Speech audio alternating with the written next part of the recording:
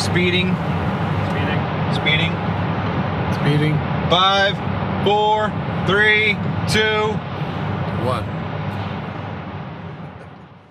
The world is changing faster than ever. What used to take decades is now taking years or even months. What you see right now is the illusion that people have had for many decades about the workplace being this secure place to work the rest of your life. For the first time in the history of our nation, our children will not do as well as us. We've seen our friends get laid off, we've been laid off, we've had our pay cut. People are overworked and underpaid. They seem to have less time and less freedom. They live under constant pressure. This is going to be forced. And so even if your employer loves you, they may have to cut you. There's something wrong that on Monday morning, the heart attack rate increases by 35%. Technology is accelerating, job security is declining. It just doesn't seem like the old models of making a living are as reliable as they used to be. Every aspect of our lives, there's a better way out there, but we're still doing it the old way. We live in the greatest country on the planet, and there are a lot of people sitting around complaining and being cynical. Like everyone's whining about this old model, and I'm like, why don't you leave it? Look at all this over here. Look at all this opportunity. Since so much of our lives revolve around our work and the way we make our living, many people are thinking there just has to be a better way. The biggest challenge facing our world today is not making money, is what are we going to do with all the displaced, unemployed people? People are afraid that they're going to make the wrong decision. People are afraid of the unknown. People are afraid that maybe I don't have the skills. Hey, sports fans, industrial age is over. It's dead. It's dying. That's why going to school to get a job is an obsolete idea. A steady paycheck is an industrial age idea.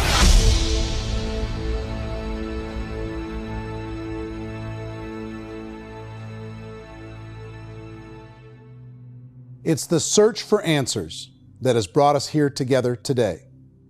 My name is Eric Worre, and for almost 30 years I've been an entrepreneur, struggling at times, but ultimately succeeding.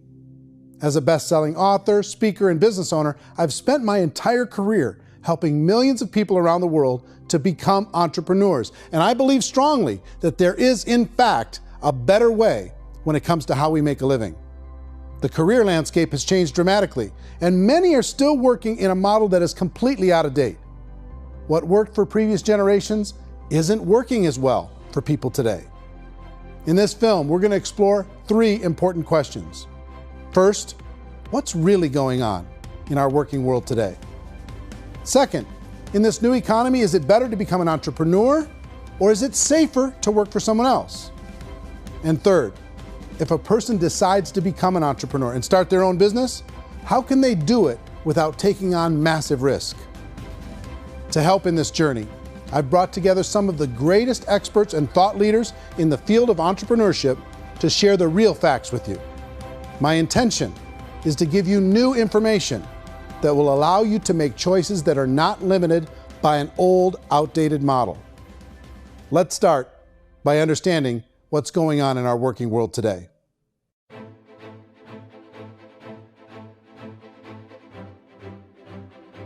Let's look at unemployment. 30–40% of the people are honestly not working, but would be working. What our government does is if you haven't found a job in 6 months, we don't call you unemployed. We pretend you dropped out of the labor force. I've often said that unemployment, particularly structural unemployment, that's unemployment due to technological changes, is the first sign of economic growth. Think of it, 10 people live on an island. They go out every day and fish. One day, new technology shows up. A missionary brings them a net. Now, using the net, one pilots the boat, one throws the net. 2 fishermen can do all the work 10 used to. That's a 500% increase in productivity, 2 doing the work of 10, in one day. You don't have to learn a lot to learn how to throw a net instead of throw a fishing line. The island's got a big problem, 80% unemployment. But the island still has all the wealth of the fish because the 2 people produce as much fish as 10 did. Now, of course, looking back in history, these changes used to take thousands of years. And during that time, we went into farming and transportation. Some of us became doctors and some teachers and lawyers, and we developed all these new professions and new manufacturing jobs. Today, these changes are occurring literally in one day when a new technological advance occurs, and we don't have the social structures to deal with it or to retrain the unemployed people. So one of the things that I think is interesting as I travel across the country and really travel around the world is the way that we work and the way we get paid for work is changing pretty dramatically. On a global basis, everything is being turned upside down because of the rapidly advancing technologies. They are eliminating many jobs, and we have been left with many people not prepared for the jobs that exist. A lot of demand in public companies was to squeeze out all the fat and to get just as much margin as we possibly could, and fat equals humans. So this idea of job security in information age is so obsolete, but it's still taught inside our school system, and that's where the problem starts. There's no financial education in the school system, and people are still trained to be employees who work for that paycheck. This is a chart on the middle class. What's happening in the middle class, those that went to school, their incomes have been coming down for years. And parents still say to their kids, go to school, get a job. Now what happens to all those middle class people who are dropping off the ends of the chart? Well, they become what's called working poor. And this is what happens to working poor. But they say poverty is ending. Well, poverty may be ending, but working poverty is going up. And this is food stamp usage. So food stamp usage in America is going through the roof right now, because people cannot earn what they call a living wage. Most people have experienced financial pressures that I think are probably greater than they have been in the past. If you're not working for yourself, then it's going to be a pretty hard road for a lot of people. Today, if you're going to control your future, the 40-40 plan is gone, where you can graduate from college and get a job and work for 40 hours a week for 40 years. That day is gone. So some of these charts actually tell you what's going on. And this is a really interesting one, you know. People are going back to school because if I go back to school, I'll get a nice job. But this is what's happening to, it's called Sallie Mae, which is the student loan guys. Student loan is going through the roof. It's now over $1 trillion, and student loan debt is worse than credit card debt. So when people stopped using credit card, the government got people into student loan debt. And the problem with student loan debt is you can never be forgiven. See, with credit card debt, you can declare bankruptcy and all's forgiven. But student loan debt, you can declare bankruptcy, you still owe it. It's the worst of all debt. But this is the next picture. Look at this chart here. This is what's happening to wages of college graduates. It's going down. So you go to college, you rack up all this debt, but you earn less money. Now, that's not that intelligent. Average person who's been working a lifetime in America today is ending their lifetime at 65 with about $41,000 in assets. They earned just enough to survive. I think in the United States we have something like 17 trillion in debt. That's just the federal government debt. We got another 2 in municipal and in other, let's call it almost 20 trillion government. We've got 40 trillion in private debt. That comes up to close to 60 trillion. When you then add something we never had before, what you were talking about, when we look at the unfunded portion of Social Security and primarily Medicare, Medicaid, that at the most conservative estimates from outside firms, Kleiner Perkins, 67 trillion and growing. That's more than all our other debt. There's less conservative estimates that say it's 84 trillion or higher. I added up conservatively $127 trillion in total debt. Debt is a financial drug. When you take it to excess, it's like taking a drug. Yeah, it makes you feel better, it enhances your performance, but at a huge cost, eventually it kills you. And so that's what happens. We keep doing more and more debt, and you get less and less results, just like a drug, until the debt gets so high that it crushes the whole system. That's where we're at, 8.2 times GDP. You know who I feel sorry for? I feel sorry for the person who dreads going to work, who is sick to their stomach on Monday morning, who hates their alarm clock, who gets a little glimmer of hope on a Wednesday because it's hump day and says, thank God it's Friday. And they live for those 2 days a week where they get to be themselves and they don't have to be around people they don't like, and they don't have to play the political game in the office, and they don't have to live this half life. The person that works 50 weeks a year just to be able to have the 2 weeks for vacation. And you know what happens to most of them? Nowadays, they don't have a vacation. They have a staycation. They have time off of work, but they don't get to go where they want to go because they're overextended. They've got all this debt. They got all this situation. They hate their alarm clock. They can't sleep until they're done. They have to spend most of their life in traffic.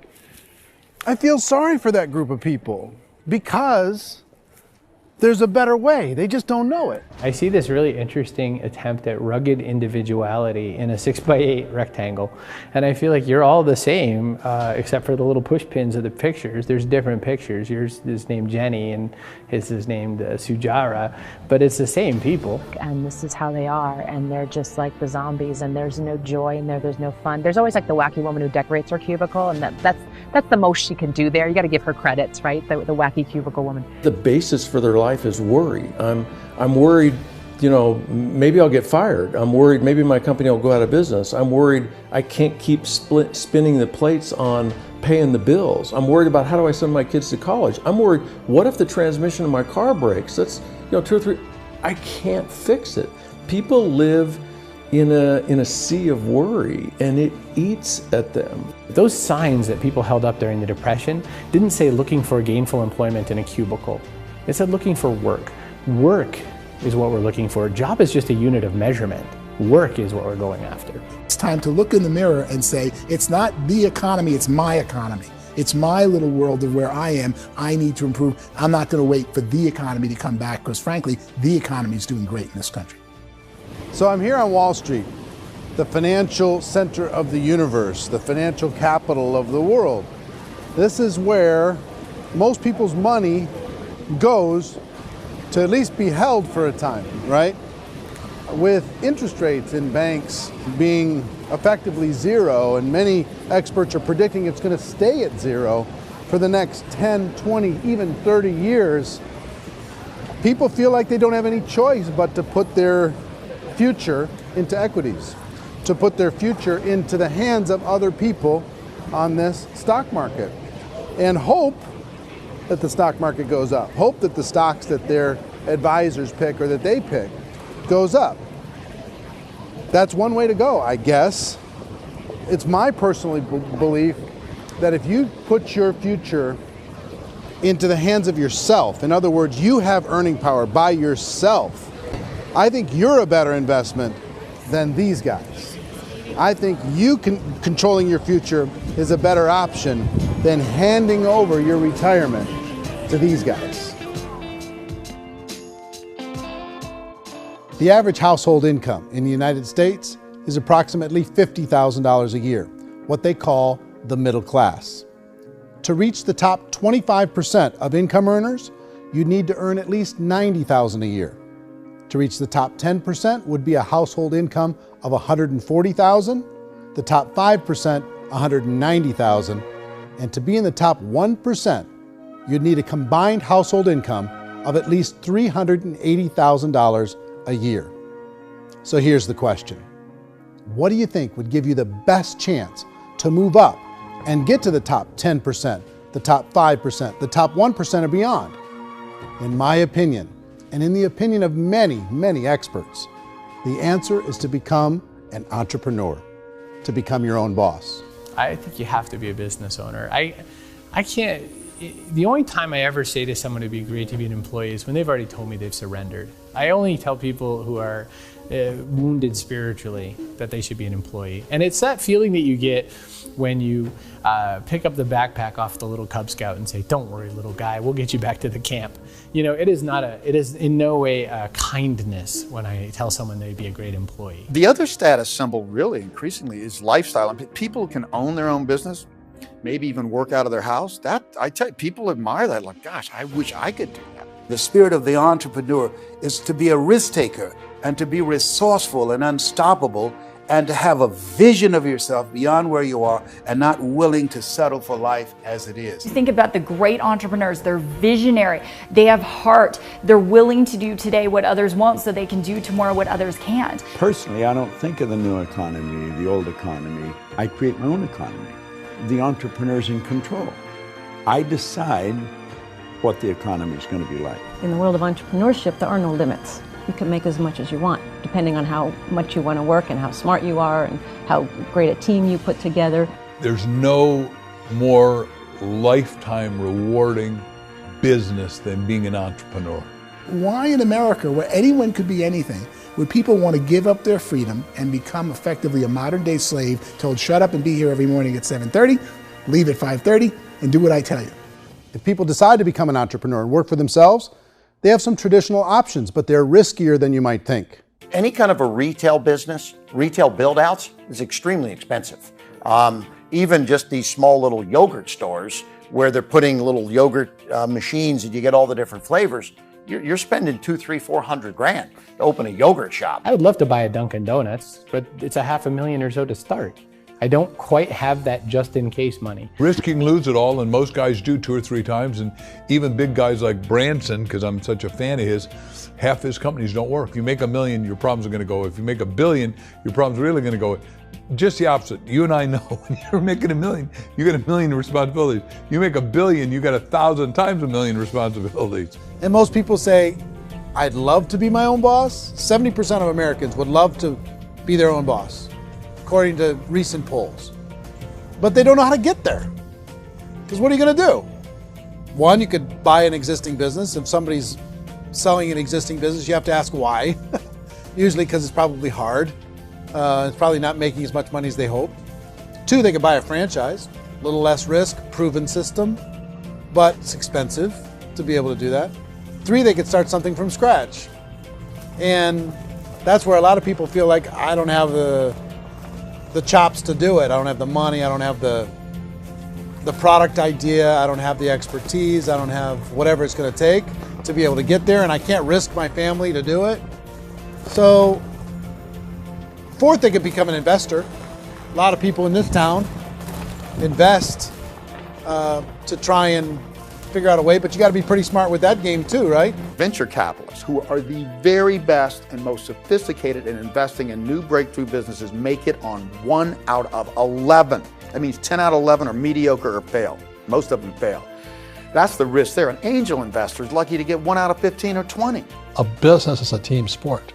Like, I have to have accountants, I have to have engineers, I have to have system designers, I have to have sales, marketing, I have to have accounting, I have to have mission statements, I have to have legal and all that. The average Joe Schmo, even me, I go out there, I don't have the skills to put a business together. I think the bottom line for the 4 traditional options is they take money, sometimes a lot of it. They take expertise, and they take time. All of that adds up to just too much risk for most people. I bought a business from somebody else and it was a lot of work. And you start wondering, what did I just buy? Because I guess ultimately I own your email list and I just overpaid for it. People that start their own business, they spend a lot of money, they spend a lot of time, a lot of effort to get things started. And the more you invest on the upfront, the harder you typically work at it. Well, I can tell you what the success rate is of a restaurant. What is it? They're crazy enough. About 90% of them fail. About 90%, in how quickly? Year or less. Wow. And if we're talking non-franchise, we're talking franchise, Sure. That's totally different. Yeah. But our students aren't getting franchise restaurants. You got to invest big money. Exactly. And with someone like McDonald's, you've had to work with the company for a long period of time, really know the To even have a chance at investing $1 million. have a chance, and it's a slim chance. What if there was a way that you had all the proven aspects, the comfort aspects, and you could still control your own life? What if there was both? In other words, you didn't have to create everything from scratch. You didn't have to be a super leader. All you had to do, what if there was a proven product already? You didn't have to create the product. And there's a proven system already, proven training already. Everything except an employer. That was the only thing that you didn't have. Do you think more people would be open to working for themselves in that environment?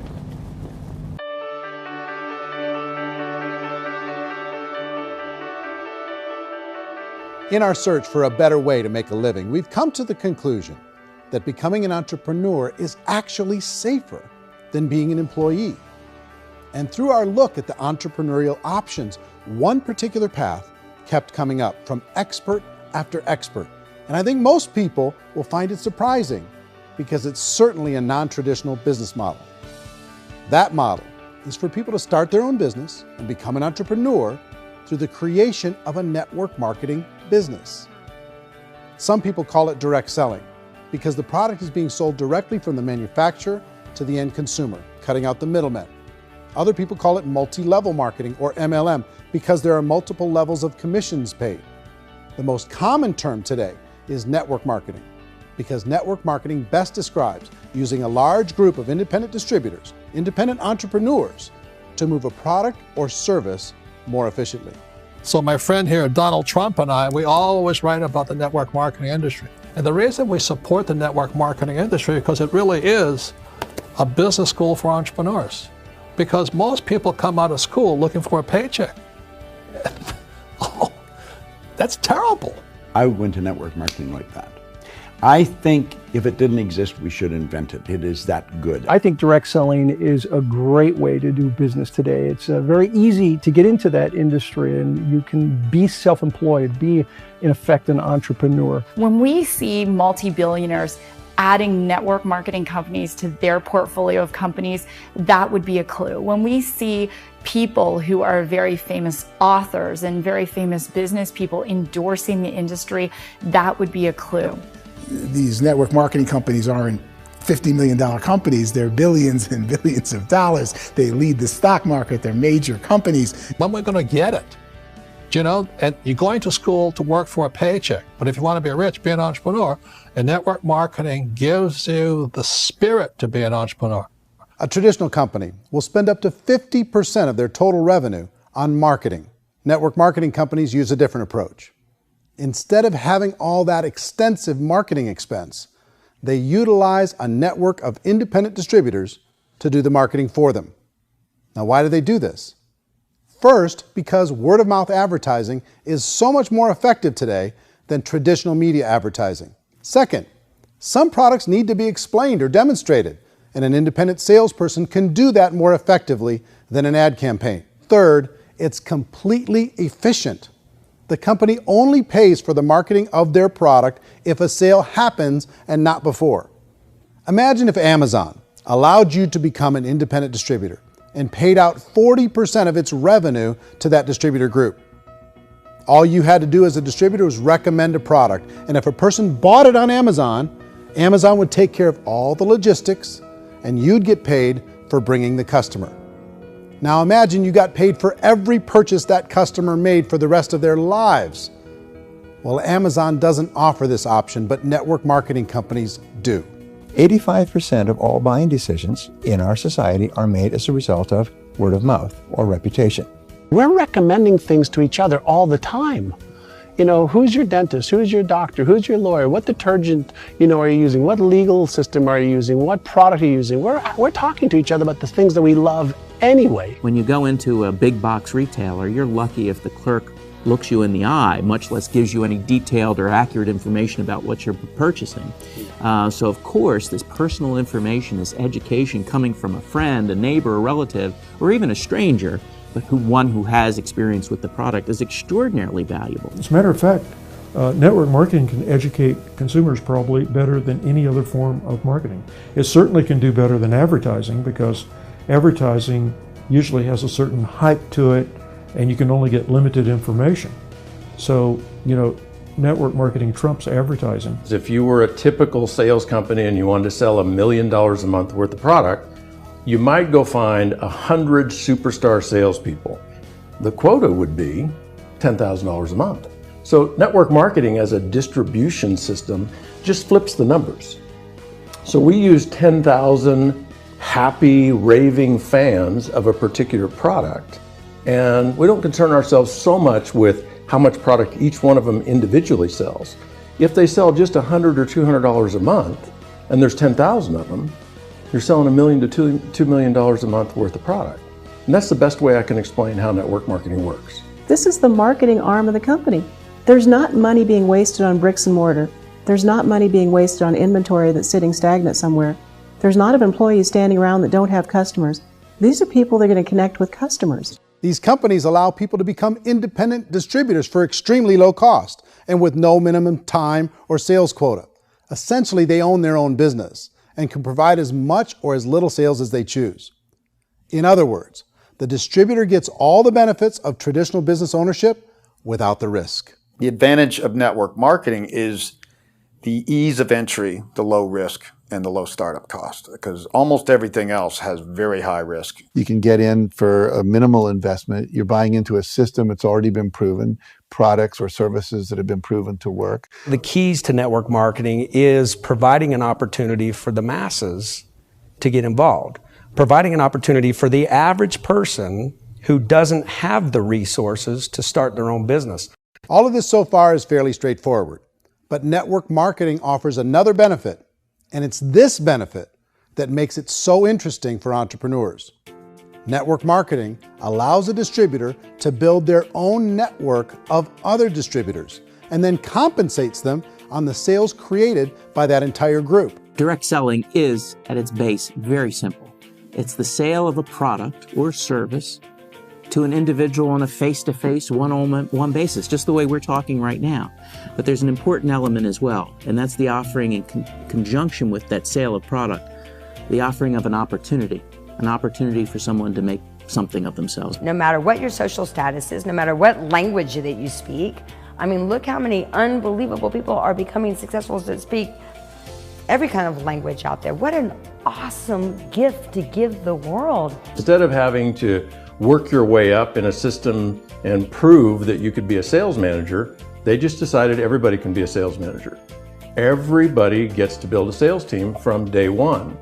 And so what that brought into the system of growth as a direct selling company is the concept of compounding or geometric progression. Because now you can actually grow sales force very quickly because everybody is enrolling people in their own sales force. People who are like, oh, this is weird, I'm building a sales team, or what do you think you do at a regular company? How do you think a regular company works? Network marketing is the only industry that doesn't say your past determines your future. It looks at your past and says, okay, now what can we train you to do so you can have a great future? Every other employer out there wants to exploit you for what you already know, not teach you something new. Network marketing has the potential to save the United States and the world, because it's going to teach people not to be employees, but to be entrepreneurs.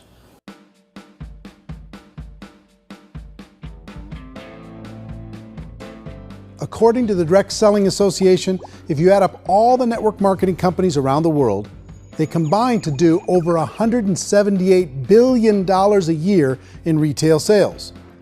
To give you an idea of how big that really is, the NFL, the National Football League, does approximately $9 billion a year. The music industry does a little more than $16 billion a year, and the movie industry does about $80 billion a year. Using a conservative average, network marketing companies pay their distributors about 40% of that $178 billion in the form of commissions, which adds up to more than $71 billion a year. That's almost $6 billion a month. It's almost $200 million in commissions every single day. So it's certainly working, and people are making serious money in network marketing. With the growth of the direct selling industry over the last 10, 15, 20 years, we've seen a broader understanding of the channel. We have seen more and more people getting involved in the business, so our penetration in the marketplace has increased, and thus the understanding in the marketplace of who we are has increased. And we've seen non-direct selling companies look at the direct selling model and say, something's going on there. People are making money, companies are being profitable, individuals are being motivated, product is being delivered to market. Maybe we should explore this. Some people think only the people at the top make money. Well, let's take a look at that as well. In the network marketing profession, there are roughly 500 people in the world who earn over $1 million a year. If you round that number up to $2 million a year, that adds up to about $1 billion a year. That takes the $71 billion paid out each year down to $70 billion. So where does the rest of the money go? The vast majority goes to part-time people making anywhere from a few $100s a month to many thousands of dollars a month.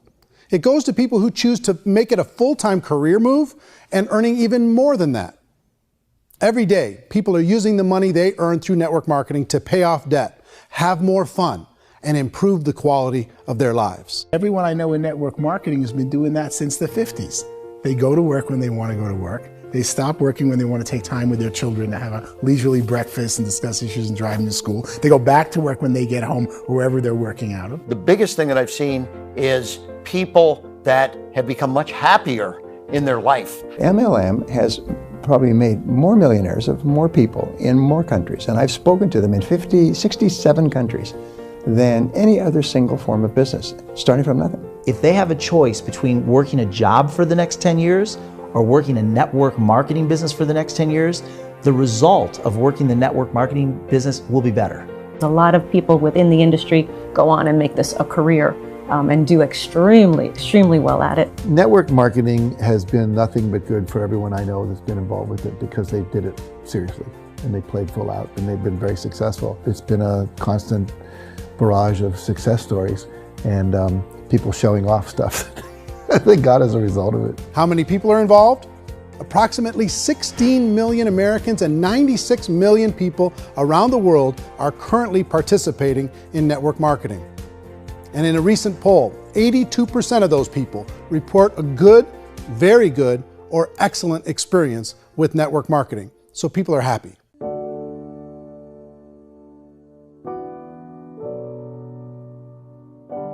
So I've taken a look at the network marketing profession and really tried to understand why so many people are confused as to the validity of this as a business.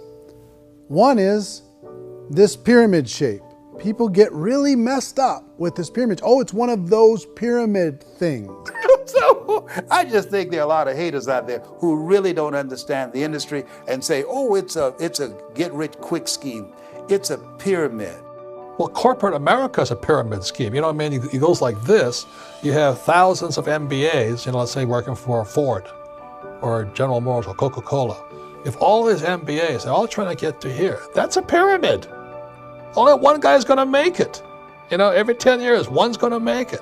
Whereas you look at network marketing, it's like this. So you're here, and your job is to develop other CEOs coming up behind you. So it's an inverse pyramid. In network marketing, it's a very simple concept. If you sell product, you get paid. It is paid based on production. There is no first mover's advantage. There is no investment component where the more somebody spends, the more they're entitled to make. So the two are polar opposites of each other. It doesn't matter what shape the company is or the compensation plan is shaped, whether it's a circle or a pyramid or a triangle or a trapezoid, it doesn't matter. If compensation is coming primarily from recruitment, then you've got a problem. On the other hand, if an operation is basing their compensation to participants on the basis of sales, even when those sales are generated by people you've recruited, well, then you're a perfectly legitimate enterprise. That's the legal test, it's the practical test. Another issue that's been true in the past that is no longer true now is people used to be in network marketing loaded up with products that they couldn't sell, and they ended up a loser. They ended up with a bunch of product in their garage, they ended up with a bunch of products sitting in their kitchen shelves or whatever, and they thought they could sell it, and then they weren't willing to or able to sell it, and they ended up with a bunch of stuff, and they were bitter about it. There was this thing called front loading where you had to buy, if you bought $25,000 worth of product, you got better commissions and all this. Today, it's almost all done by computer. It's direct mail, comes from a warehouse somewhere else. You don't have to have all this inventory. You don't have to stock up. It's a paperless world now. Most of it's done online. You have a back office. It really works. And the technology has changed everything. Third issue is people start talking about 99% of people in network marketing don't make any money. Well, we've talked about that over the course of this journey together. Almost $200 million a day is being paid out to network marketing distributors around the world. The naysayers, the people who say that it doesn't work, are usually the ones who just don't know how to make it work for themselves. And so they're giving you an opinion, and I tell people, don't confuse people's opinions with expertise, because opinions are free. And don't confuse sincerity with the truth, because people could be sincerely wrong. But here's the reality inside of network marketing. The vast majority of people that get involved in network marketing just become customers, and they get involved to be able to purchase product at a lower price. If you take Costco as an example, if a person goes into Costco and gets a membership to Costco so they can get a lower price on the product, we don't call that person a loser because they have a bunch of product that they walked out with a smile on their face. Yet when some people want to take a look at network marketing, they say, well, those people, they're just using the product and they aren't earning an income, so they must be a loser. They're not a loser, they're a happy customer. That's the vast majority of people that are involved in network marketing. Now, a smaller percentage of those people decide to go build a business. They earn $300 a month, $500 a month, $1,000, $2,000. That's the bulk of earnings in network marketing. And then there's the few that really decide to take it serious, really decide to build a large network, really work to make that network very, very productive. And those people make huge amounts of money and there's no cap. What I do as an outside economist, just somebody looking at this industry like any other industry I speak and say, look, what's the realities of this? 1% do incredibly well. 10% generate some additional income at pretty low risk and effort. That's not, and 90% of people roughly end up customers. One thing that I think is real when it comes to people's perceptions about network marketing is people put this, and distributors, I think, involved in network marketing have some responsibility for this. They have sometimes unrealistic claims about the product or about the income. Most people who become distributors, they want the money, they want to be successful, but they don't have the skills. They don't know what to do. And when people don't know what to do and they're in a new business, they're scared. And when they're scared, they panic and desperation kind of sets in. So they think everyone they talk to has to get in. So if I talk to you and you say, well, no, I don't have time to do that, they're like, no, I need you. You have to do this or I won't be successful. So I start clawing on you. I start that desperation. So then I start making claims about the product, which are not appropriate, probably not even true. Or I start saying, oh, let me show you how you can make all this money and you don't have to do anything, Eric. And so you just totally misrepresent the opportunity, and you're clingy with people because you think you need everybody to be successful, and you don't. You know, one of the messages that I try to deliver most forcefully to companies as well as salespeople in direct selling is that you don't have to overpromise. The reality is in network marketing, there's a lot of hard work involved. There's a lot of effort. You're going to have to develop yourself. It's a business like anything else. It's going to take some time, but in my opinion, it's better.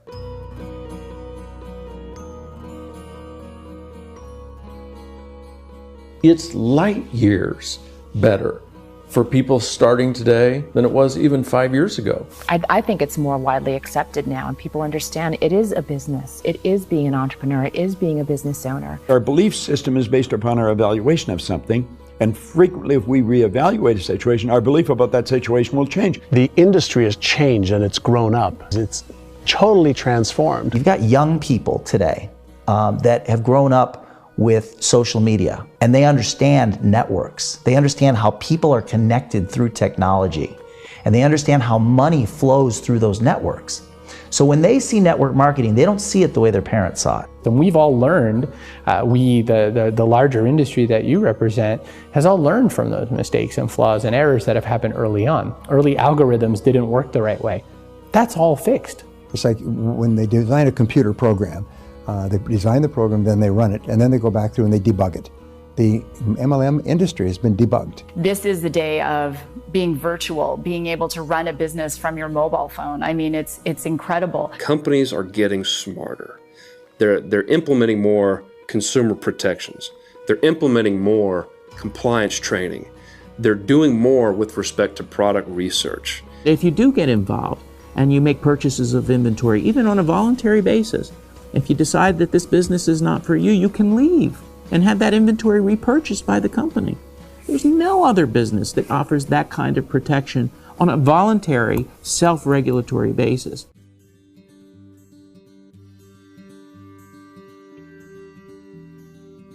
If you decide to look further into a network marketing business in order to generate more cash flow for your family, I would recommend reviewing the following 4 elements.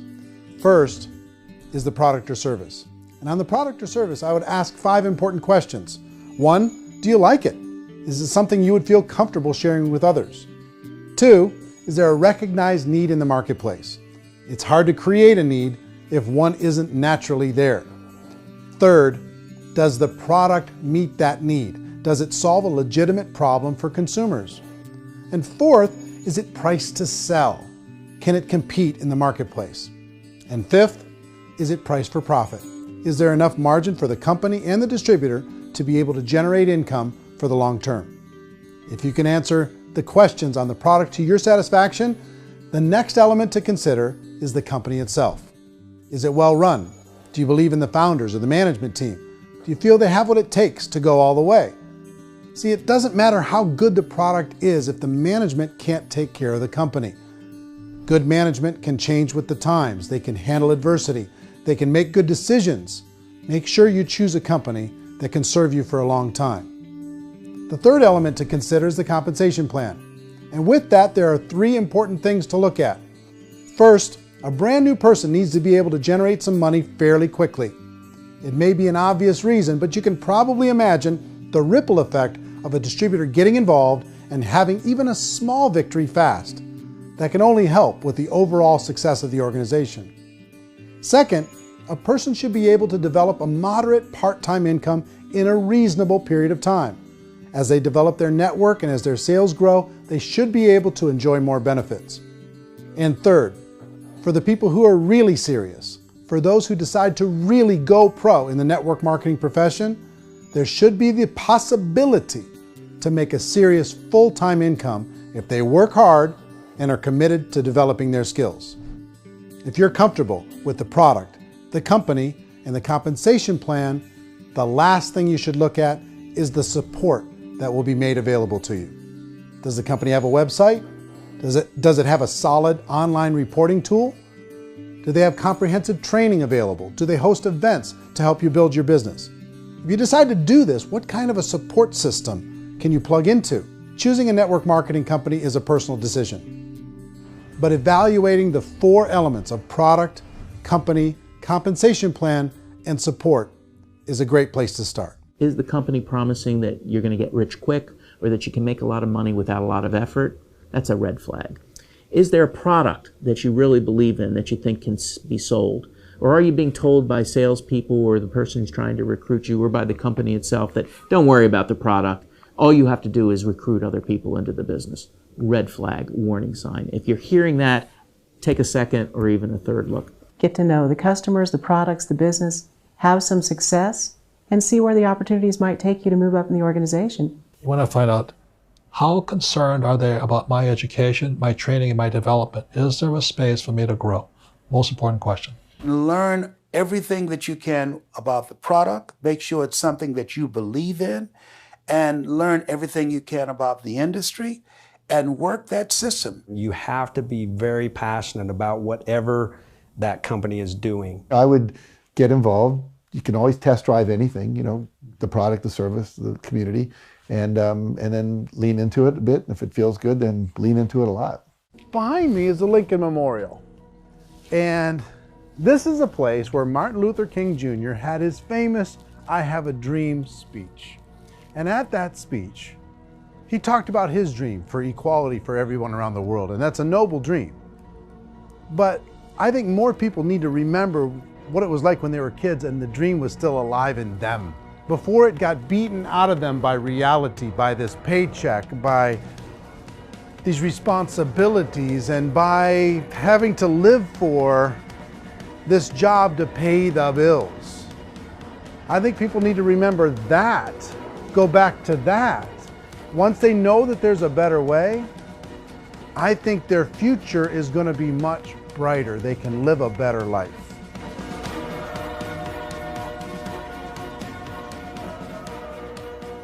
So if you're considering getting involved in a network marketing company, let me offer you just a few pieces of advice. First, network marketing isn't perfect. It's emotional, it's challenging. Like any entrepreneurial venture, it can have its up days and its down days.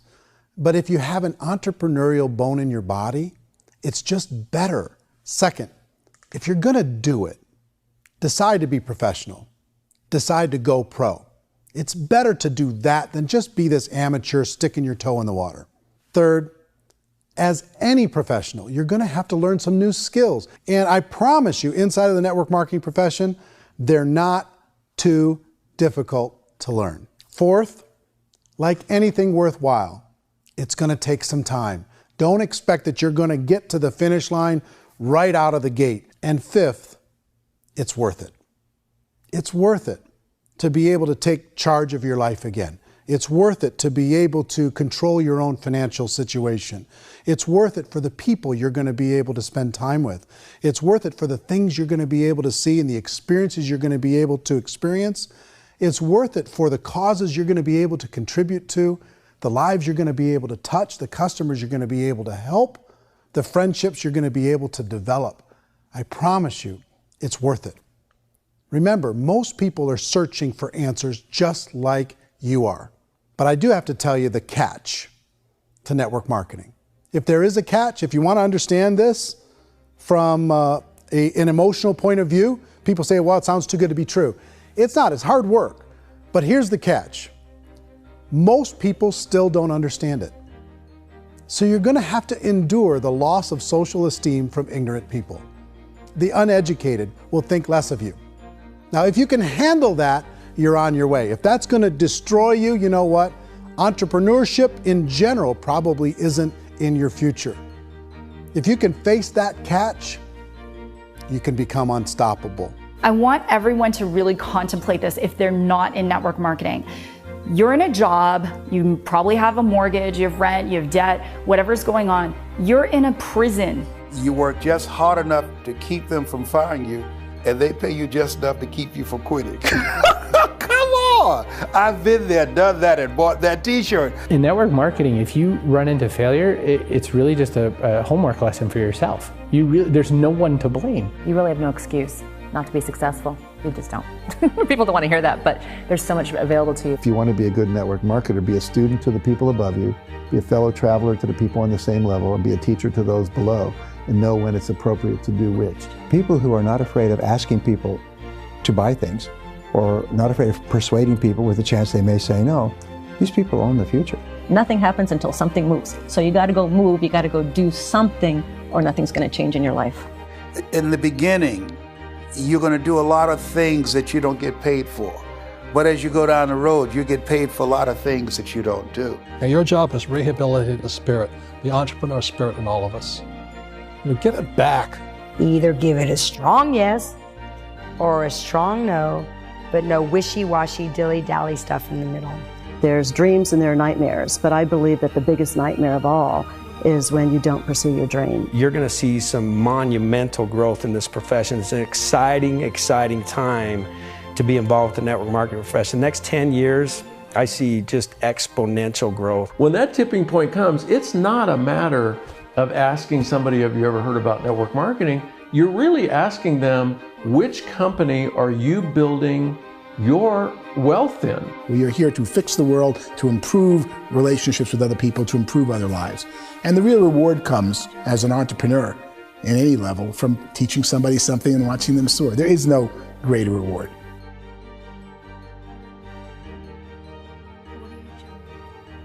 Life's too short to spend it living someone else's dream instead of your own. It's too short to spend it living at a fraction of your potential. Can being an entrepreneur be a challenge at times? Sure. But here's what you get in exchange. It can be yours. Something that you built, something that you created, something that you made happen. This balloon represents your dream. It represents entrepreneurship. My wish for all of you is that you would reach out and grab it. The choice is up to you.